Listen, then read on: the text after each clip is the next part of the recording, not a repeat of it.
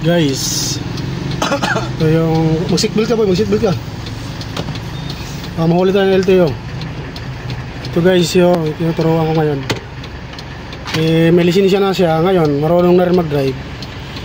So ngayon, papadrive natin. Sige nga, kung pwede na. Sa public highway ka na. So dito guys, kung marunong, kung porsigido ka, matututo ka talaga mag-drive. Kailangan dito, wag ka lang madamot sa monobila sa mga kasama mo.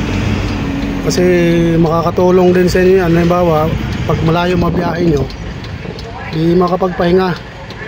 So ito, bitirano na to. Medyo ano lang kasi. So ayan, marunong na.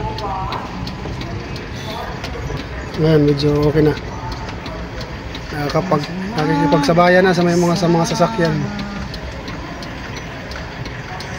So lisensya niya, non-pro pa, di ba pwede mag-drive ng walang kasama na professional driver license. Dito ba yun? Di, parada ka dun. Kung natin susi. Mabilis yung patak, dahan lang, may hams. So marunong na. Pwede na tulugan sa biyahe. Dito ko lang, dito.